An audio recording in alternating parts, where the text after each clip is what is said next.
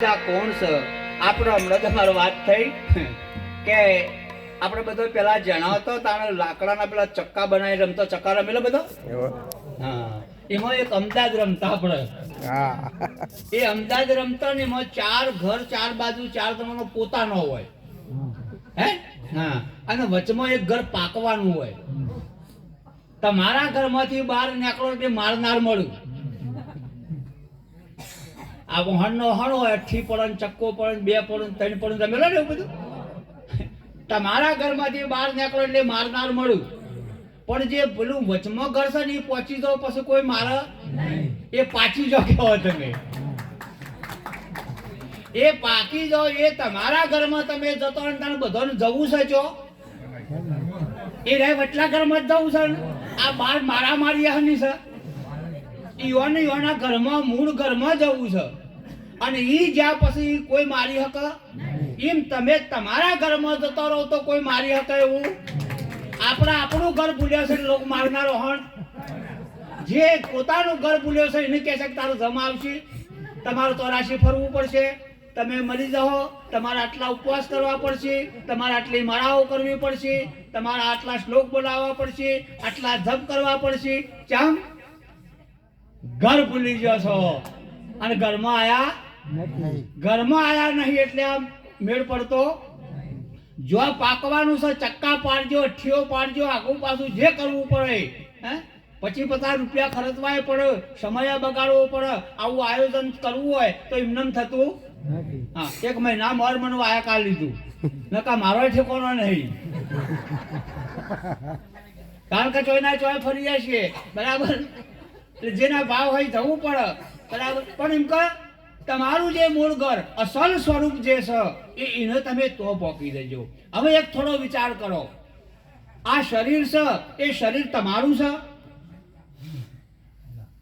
આ શરીર સમજ્યા હોય કે ના સમજ્યા હોય એક થોડો વિચાર કરો આ શરીર તમારું છે જો તમે કહો શરીર મારું છે એક વાત બીજા નંબરમાં પત્ની કહેશે શરીર મારું છે ત્રીજા નંબરમાં છોકરો કહેશે બાપ મારો છે તો આ શરીર કનું તમારું તમારા મા બાપનું તમારા છોકરોનું તમારી પત્નીનું આ શરીર સકનું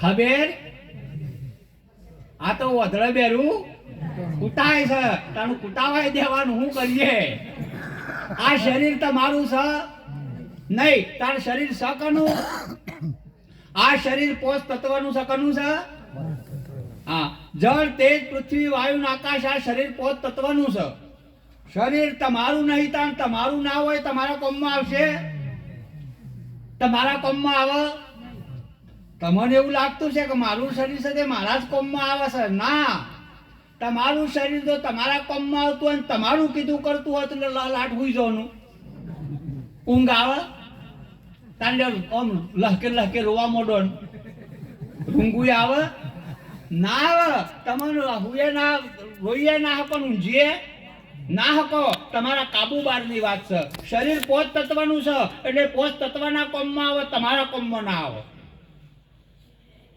જે તમારો મા બાપ ગણો સંસાર ગણો ઘર ગણો ગાડીઓ મોટરો એ બધું અમુક પોષ તત્વ છે એટલે આ શરીર ઈઓના કોમમાં આવે તમારા કોમમાં ના આવે તમારું નહીં એટલે તમારા કોમમાં આવે તાણ તમે શરીર નહીં તાણ કોણ છો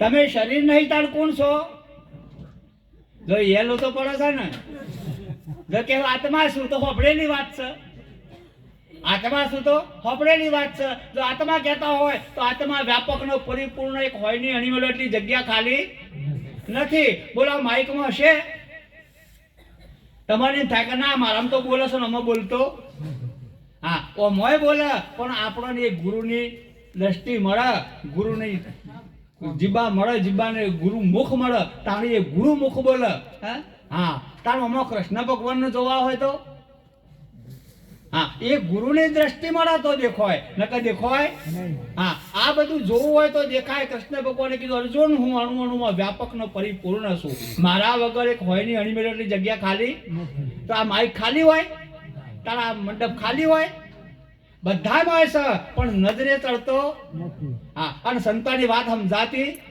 હા, અમારા ઘણા સંતો કે હું ભગવાન છું, હું પરમાત્મા છું એવું કહીને ઘણા એવું હમું કે ના મળતા અરે ના હોય, પણ દ્રષ્ટિ ચો થઈ એની શરીર હોમી છે સાહેબ. શરીર હોમી દ્રષ્ટિ હોય તો સુધી આ મેળ ના પડે ને ના પડે. આખા શરીરને એ પરમાત્મા સ્વરૂપ બનાવી દેવું પણ મહારાજ કહેતા હતા કે ઓખ મારી ઉઘરણ સીતારામ દેખો. આખું શરીર તમારું પરમાત્મા બની જાય. નોમ નગર નવખંડમાં નિરોત નિર્ગુણ, આખું નગર નોમનું થઈ જાય. નોમ નગર નવખંડમાં નિરોત નિર્ગુણ દેશ અમર ફળતો નિપજે વર્ષે મેઘ. આ વાત થઈ જાય તાણે આ વાતનો મેળ આવશે. અને તારો ભજન વાળું લાગે, તારો સત્સંગ વાળું લાગે. આ તો બોધ લઈને જોઈશે એ કોઈ કહેતો નહીં, આચાર્યો થશે એ કોઈ કહેતો નહીં, કોઈ પ્રશ્ન પૂછવા આવતું, કોઈ સત્સંગ વાળો લાગતો. અમારા બળદેવરામ મહારાજ એટલું મસ્ત સત્સંગ મોકલ્યો છે, પણ એ તો એના ગ્રાહક હોય રહે બીજા તો અમુક લક્ષ્ય કર્યું એના ગ્રાહક હોય રવાય ના. કારણ કે પેલો જો પ્રશ્ન ગુંજાતો હોય ને એમાં જવાબ આવી જતો હોય એટલે સંતને હાશ થાય. અને એવા અભ્યાસ કરી અને આજ આમ સંતો મહેનત કરું છું પણ લોકો એના સામે નજર કરતા.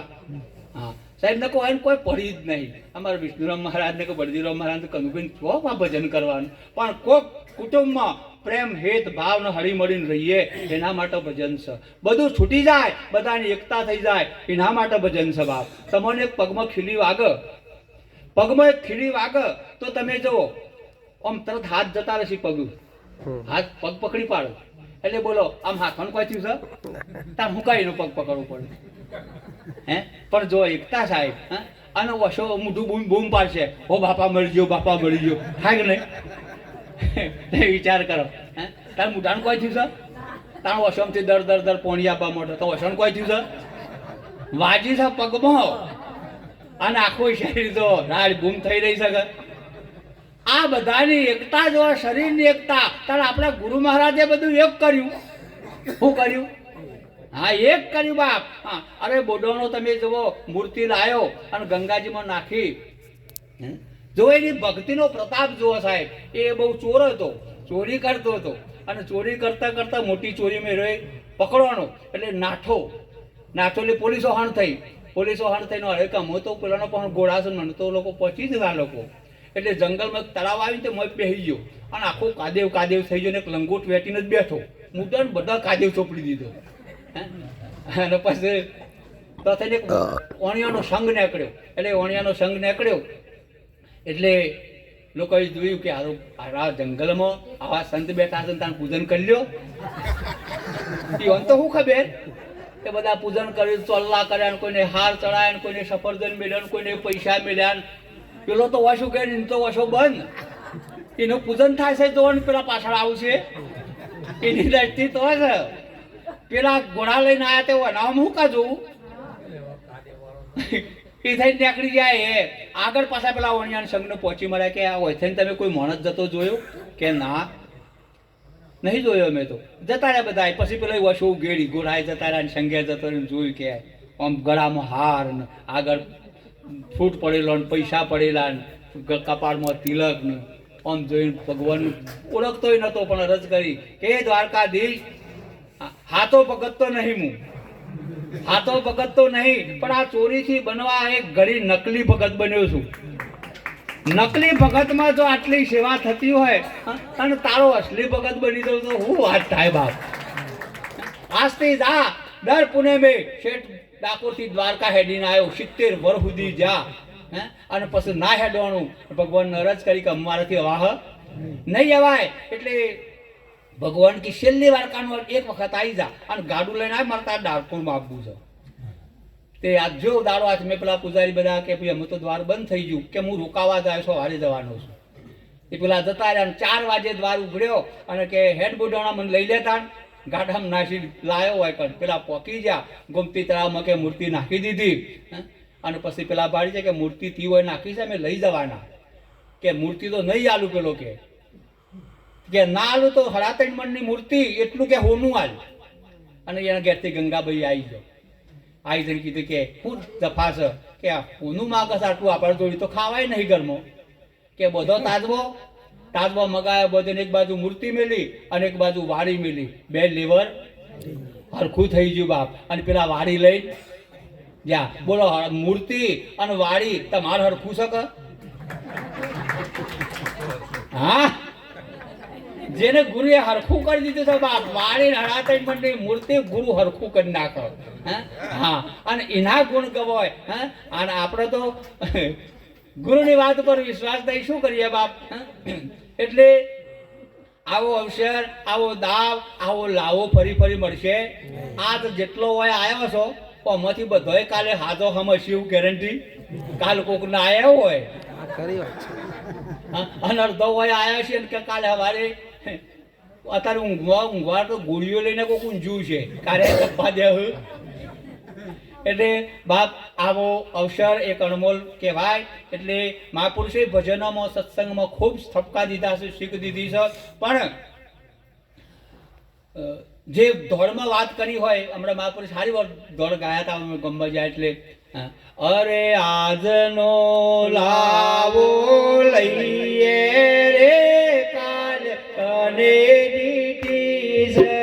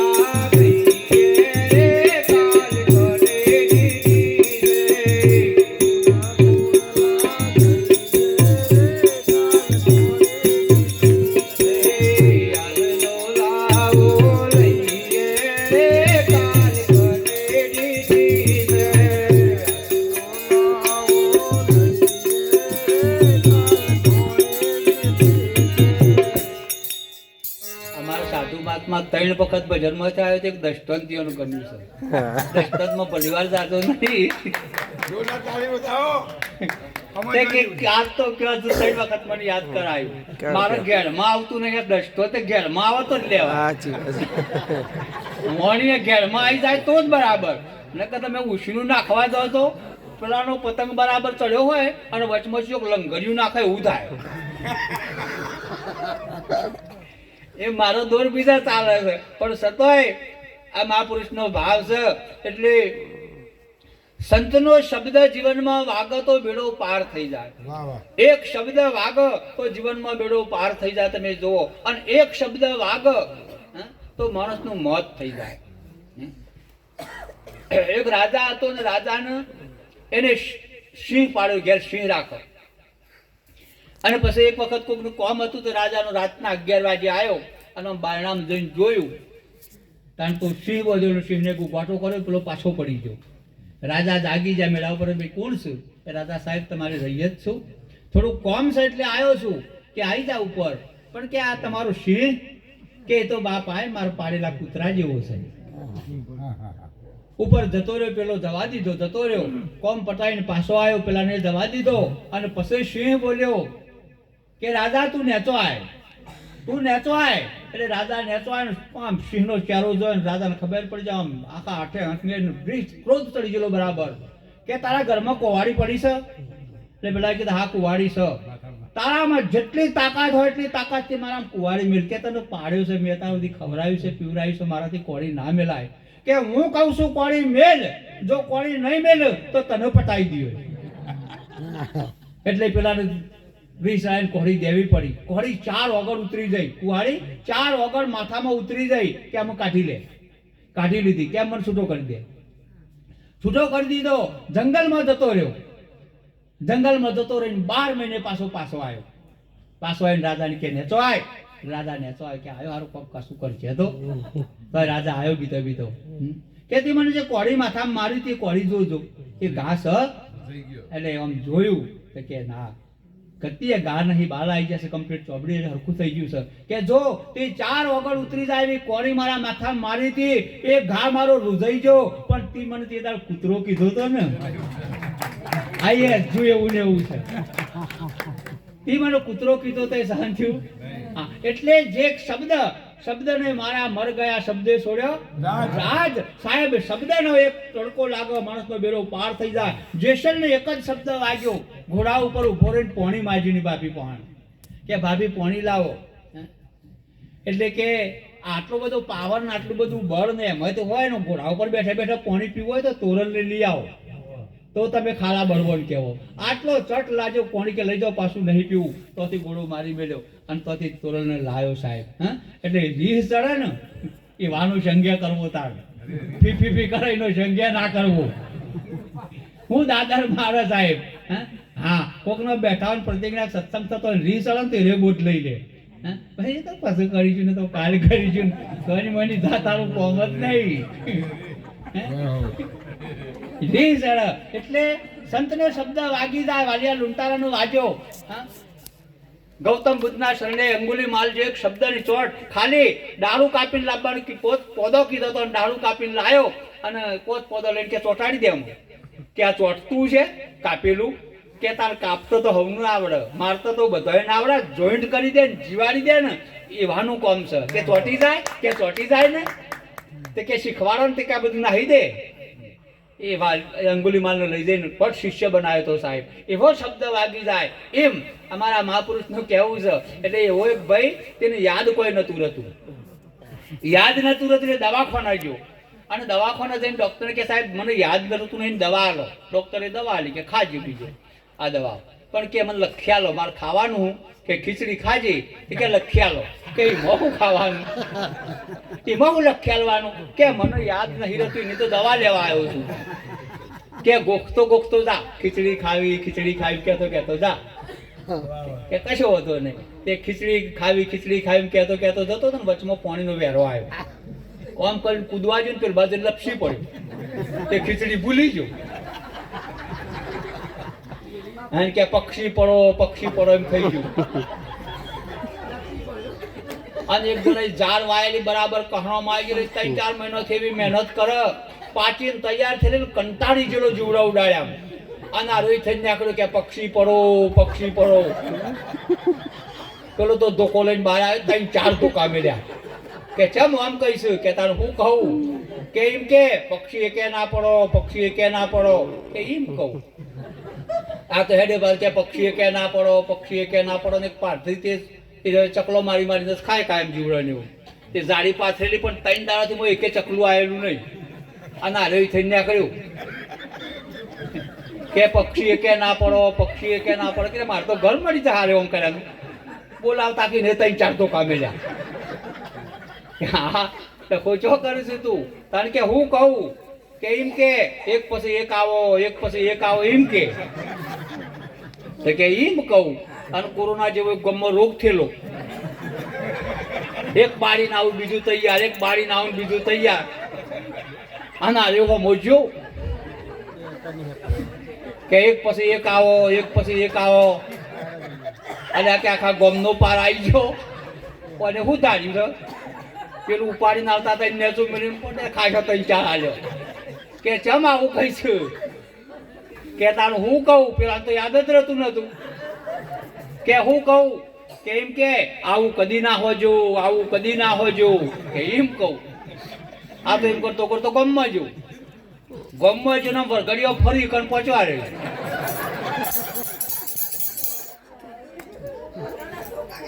એ જઈને કહેવા માંડ્યો કે આવું કદી ના હોજો, આવું કદી ના હોજો. જોને યા તો પાવરમાં હોય એટલે આવું ના થાય તો સંસાર હારીથી ચાલશે. એ તો પાડી દીધો ખરા હાટ ભૂઈ પડી ગયો બાપડો. પછી માજી આવ્યો કરે બાપડાને મારી મારીને ખીચડી જેવો ઢીલો ઘેર જેવો કરી નાખ્યો કે આ બળ્યું એ ભૂલી ગયો છું. આ ધોકા ખાધા મેં મોં તૂટી ગયો છું. એક તાણ તમે તમારું ઘર ભૂલી ગયા તો ધોકા ખાવાના, જમના માર ખાવાના, 84માં જવાનું, ભૂત પેટને મોનવાના, દોરા ધાગાનો મોનવાના. આ બધું તમારો એક શબ્દ ગુરુદેવ કા તાકા અનંત વિચાર થક ગયે મુનિજન પંડિતા ને વેદ ના પાયા પાર. એક સદગુરુ નો શબ્દ ભૂલી જશો એનો ચકલિયો ખાવો પડશે ને ખાવો પડશે. હવે મારો ટાઈમ પૂરો થયો છે એટલે આટલું બોલી મારી વાણી વિરામ આલો. બોલો સદગુરુ.